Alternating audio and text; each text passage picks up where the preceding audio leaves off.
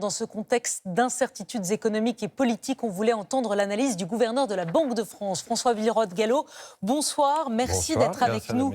Merci d'être avec nous ce soir. On va parler de la dette, de comment la réduire. Mais d'abord, ça va faire 20 jours que la France est sans gouvernement. Est-ce que cela inquiète les chefs d'entreprise? Est-ce que vous avez des remontées de patrons qui sont inquiets, qui disent ça fait long 20 jours? L'incertitude politique ne pèse pas seulement sur les chefs d'entreprise, elle pèse sur les Français. Ils sont inquiets aujourd'hui sur la dette, du coup ils épargnent davantage, ils consomment moins, et ça n'est pas bon pour la croissance.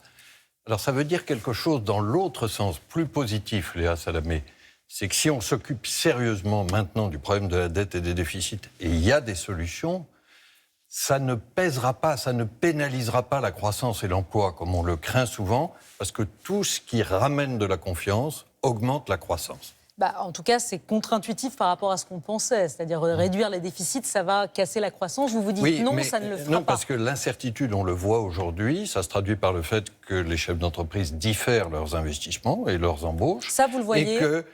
Et surtout que les Français épargnent davantage et donc consomment moins. Il y a quand même une bonne nouvelle sur le front de la croissance, c'est qu'elle tient. La croissance française, malgré tout, malgré les incertitudes, elle tient. Vous avez même revu à la hausse vos objectifs, vos prévisions de croissance pour 2025 à 0,8%. Bon, c'est pas Byzance, mais ça tient. Oui, la croissance française, elle n'est pas brillante, mais elle résiste. Souvenez-vous, il y a quelques mois, beaucoup craignaient la récession. L'emploi tient bon aussi. Donc si je regarde l'économie française, je dirais que notre moral n'est pas très bon, mais que le physique tient bon. Alors raison de plus pour qu'on s'occupe maintenant de notre problème numéro 1, qui sont la dette et les déficits. C'est pas que la France va faire faillite, mais c'est que nous risquons d'être étouffés de plus en plus par une dette qui s'alourdit et qui nous coûte de plus en plus cher. Est-ce que je peux ajouter une autre raison, Léa Salamé? C'est que nous vivons dans un monde évidemment inquiétant. La guerre en Ukraine, la nouvelle agressivité américaine, la concurrence chinoise. Pour s'en sortir, la France devrait être, comme d'habitude, un moteur de l'Europe. Aujourd'hui, la France est vue comme un frein parce que nous sommes paralysés par toutes nos querelles politiciennes. Alors nous aimons tous notre pays. Mais moi, je vais dire, comme beaucoup de Français, j'en ai assez de ce gâchis. Il y a un certain nombre d'atouts économiques grâce au travail des Français, grâce aux entreprises. Il y a des solutions pratiques, on va en parler, dans la justice. Il n'y a pas des solutions faciles, mais il y a des solutions possibles. Alors, de grâce, qu'on dépasse les remèdes simplistes, les lignes rouges que chacun se jette à la figure, et qu'on travaille sur des compromis pragmatiques. Vous êtes un peu en colère, le gouverneur de la Banque de France. Je ne suis pas en colère, mais j'aime mon pays, comme je crois tous ceux et celles qui nous écoutent, et je dis il y a des solutions, et maintenant passons au travail. La note de la France a été dégradée par l'agence Fitch. On est maintenant à 3 400 milliards de dettes. C'est du jamais vu, du jamais vu. Est-ce que vous diriez qu'on est la lanterne rouge de l'Europe? Là, oui.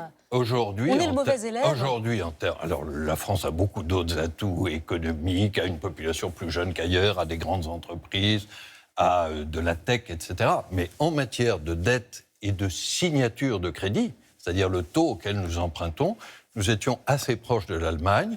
Et ce qui s'est passé depuis 15 mois, c'est que nous avons été dépassés par l'Espagne, par le Portugal, par la Grèce, et maintenant rattrapés par l'Italie. Au passage, chacun des pays que je viens de citer a réussi à régler ces problèmes de déficit et de dette.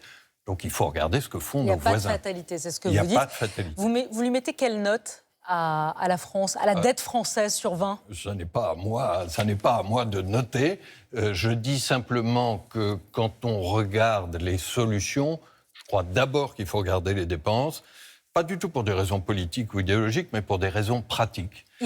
Il y a les dépenses, monsieur le gouverneur. Alors est-ce qu'on peut dire un mot des dépenses? Parce que j'ai parlé de nos voisins européens. Ils ont à peu près le même modèle social que nous. Notre problème à nous, c'est que pour avoir le même résultat, ça nous coûte, Léa Salamé, plus de 250 milliards d'euros de plus que nos voisins. Le chiffre que je viens de citer, c'est le double de l'effort qu'il faut faire pour revenir à 3% de déficit d'ici 2029, ce qu'il faut faire pour stabiliser notre dette. Je ne dis pas que tout ça est facile, mais voyez qu'il y a un gisement, et je pense que les dépenses, ça représente au moins les 3/4 de la solution. Vous me parlez des dépenses, je vais vous parler des recettes. Sébastien Lecornu va faire des arbitrages. Là, il va les annoncer demain, après-demain, dans les prochains jours. Taxe Zuckman, vous l'entendez, cette taxe Zuckman, au retour de l'ISF, certains disent, faut-il que les plus riches payent davantage?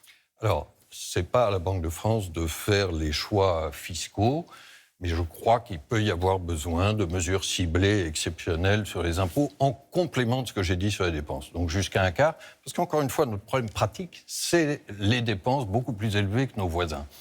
Alors, il faut éviter de cibler les classes moyennes ou de cibler les entrepreneurs, parce que ça, c'est très mauvais pour l'activité économique. Il faut dire simplement qu'il n'y a pas d'impôt indolore, il n'y a pas de recette miracle. Vous savez, nous rêvons tous, et c'est très humain, d'un impôt qui serait payé par les autres, qui rapporterait énormément, alors qu'il ne s'appliquerait pas du tout chez nos concurrents. Ça n'existe pas. Il n'y a pas d'impôt magique. Ça vaut pour la taxe Zuckman. La taxe Zuckman... Souvenez-vous aussi d'un autre bord politique. Il y a quelques mois, on parlait de la TVA sociale qui allait tout régler.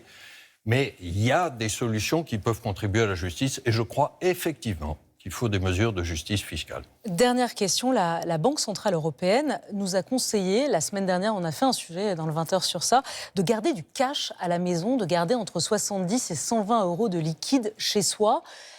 C'est quoi cette recommandation? Ça fait un peu peur, parce que quand on dit ça veut dire quoi? Enlever votre argent des banques? Il n'y a pas de raison d'avoir peur. Une précision pratique, c'est que c'est un papier issu d'un département de recherche de la Banque Centrale Européenne. Ce n'est pas du tout une position politique. Alors je vais dire beaucoup de bien du cash et des billets. La Banque de France les imprime à Chamalières, dans le Puy-de-Dôme. Nous sommes le premier imprimeur d'Europe. Mais il n'y a aucune raison aujourd'hui de constituer une épargne de précaution particulière.